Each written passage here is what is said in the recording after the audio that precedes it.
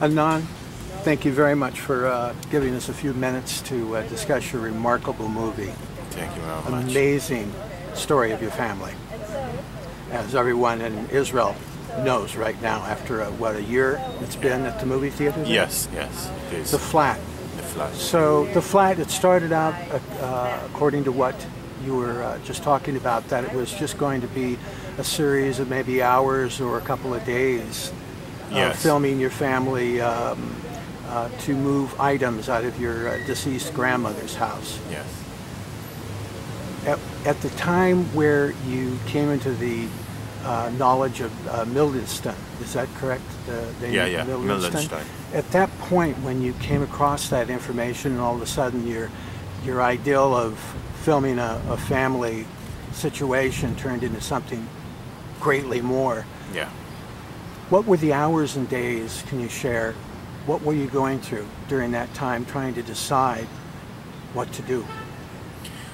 Well, I think that, one of the beautiful film about cinema that,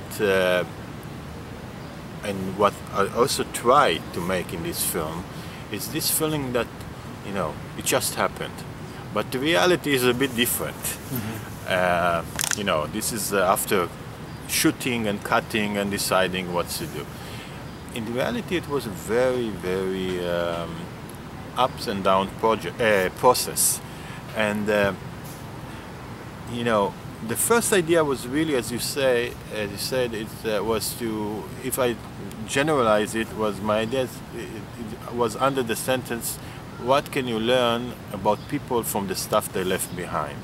And I really wanted to make a film only in the flat. My first idea was I'm not going to go out of the flat and I'm going to make it short in the end. But even though we found this,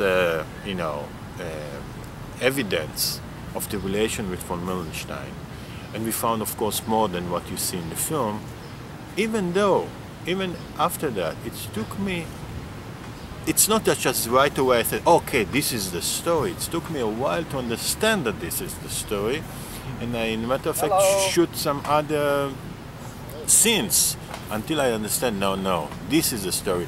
And I think the reason is, it's partly because it was not so clear to understand the story, but also me myself, I had hesitations, some restriction. It's, I had to work throughout this process of, how to say. Was there a real struggle during that process? I'm sure there is, because it was going to possibly affect a lot of people that were very close to you at that time. It was a lot of struggle. It was a lot of moral question raised about all the main characters, including myself, but of course about my grandparents, my mother, and also about Edda, the daughter of von Mildenstein. A lot of hesitations, a lot of thinking and rethinking, and moral issues, how to deal with. Should I do it? Should I not? Should I stop? Yeah, I think it's you may say escorted. It's really, it was a real deal throughout all the doing of the film, including the editing. I think these were the main,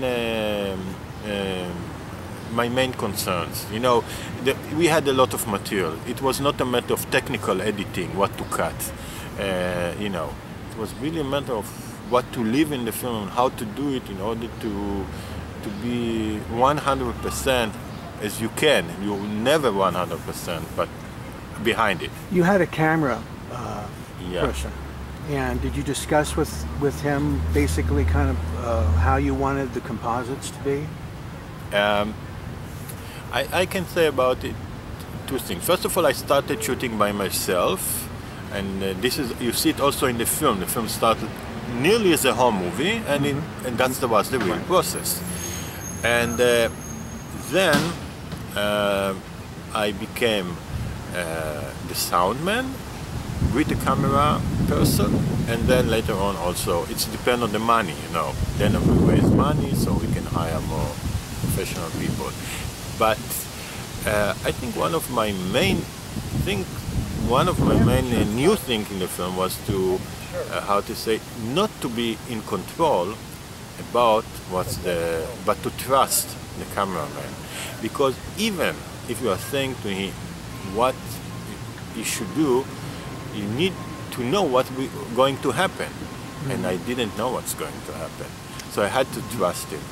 So there were minutes that afterwards I asked him, what did you do? And he told me, I wanted to kill myself. Oh no, why didn't you do that? And we got to a very interesting point in which I used to say, because I felt every time we are shooting this thing, we are missing something. And I had to understand, this is it, this is the reality. So I used to take my crew in the morning when it was already, you know, in process of the real filming, let's say, and I used to tell them, listen fellas, today we're going to shoot this and this and this. You should be, how to say, I'm 100% sure we're going to miss a lot of things. Let's pray we're going to catch some of this. One of the main reasons why I asked that question Yes. about the cameraman Yes. is during the time of the film, Yes. when you took your mother to your grandmother's Yes. graveyard, and you were trying to find her headstone, Yes. and that the camera work was just exquisite Yes. during that moment.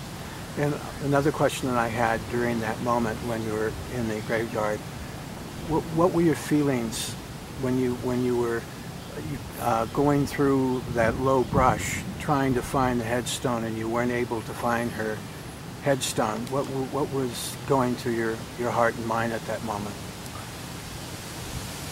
It just almost seemed like almost it paralleled the whole structure of the whole movie, that there was this cover over the truth. Yes. Over the truth, hiding what really took place, and that low brush was very similar to that. Yeah, I agree with you. I think that during the process of shooting it, I was not just disappointed, but I was shocked, because I couldn't believe that. You know, how could it happen? How could nobody took care of it? You know, what's going on here? And I think we cut it there was, you know, after we cut it, there was still, you know, I was looking and looking and looking. I just couldn't believe.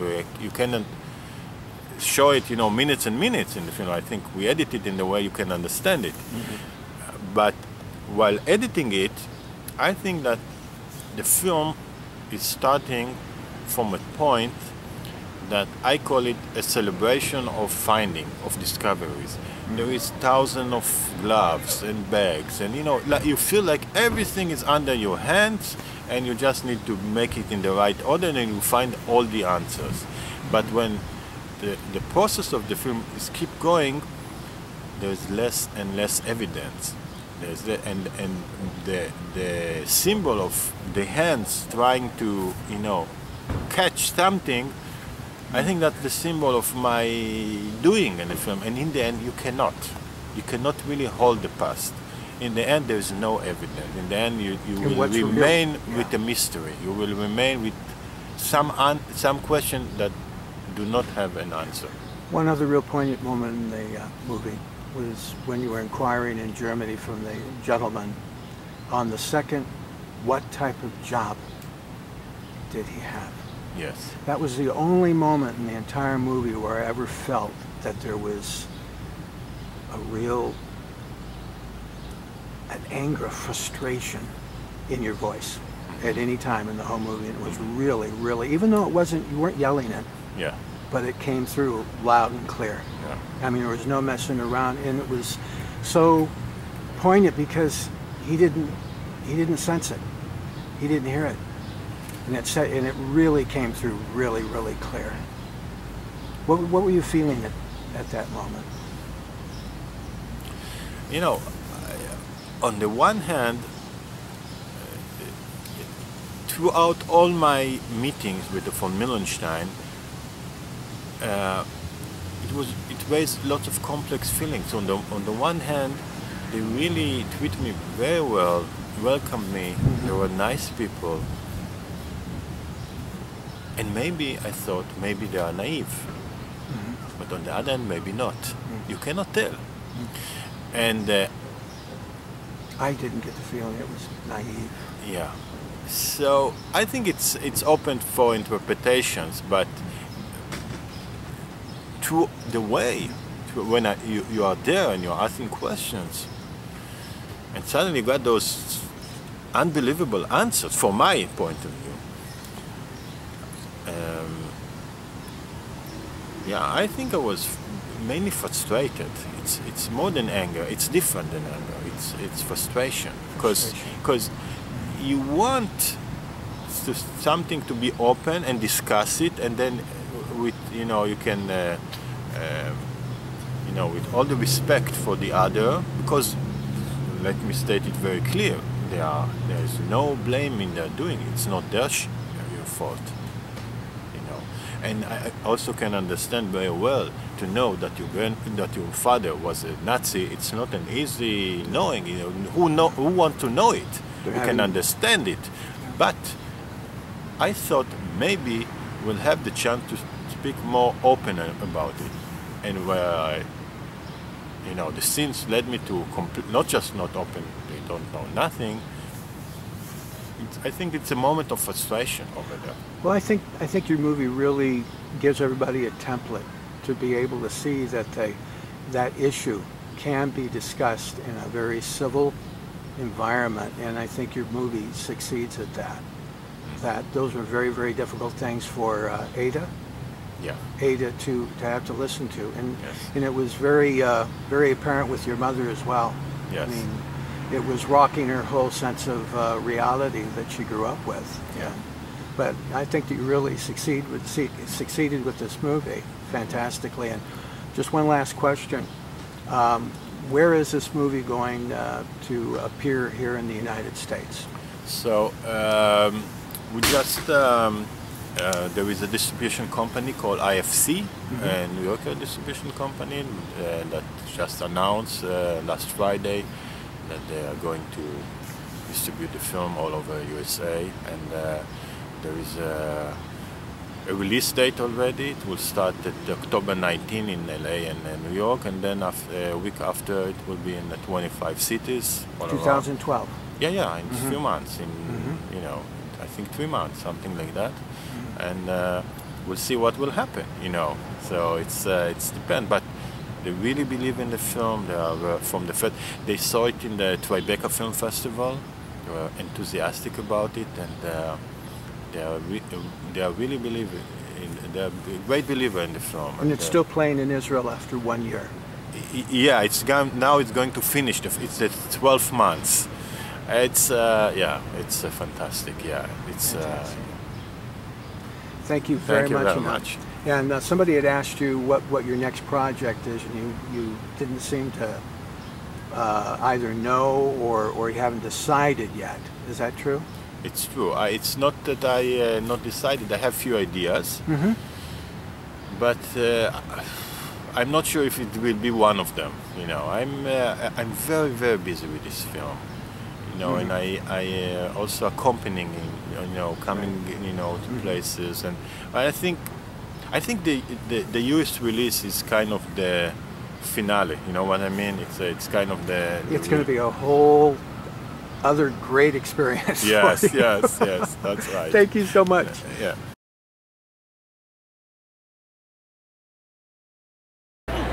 The first thing we want to do is give out a jury award, special jury award. The jury's voted to give this special jury award to a film that revisits the Holocaust in a simple, intimate family story.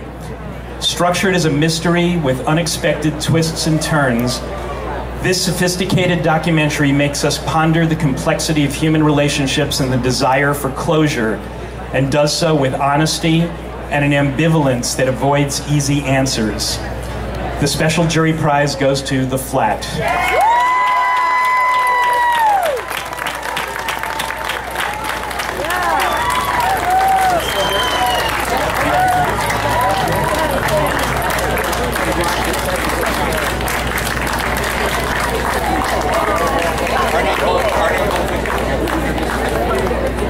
Arnon Goldfinger. Arnon, congratulations.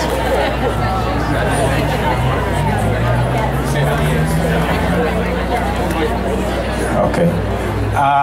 Wow. Just to think that, you know, a month ago I didn't want to come here. It's unbelievable. But I would like to say something very serious about this decision of Michael to, you know, to really say a film is a film. It doesn't matter.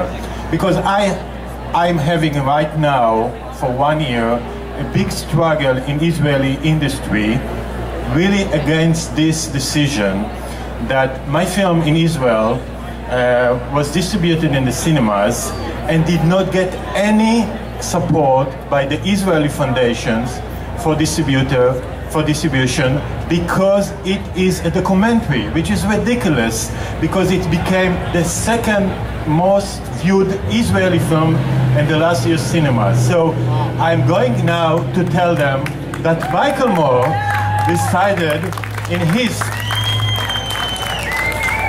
festival, not his, but in his idea, to say something very simple. A film is a film. Thank you so much.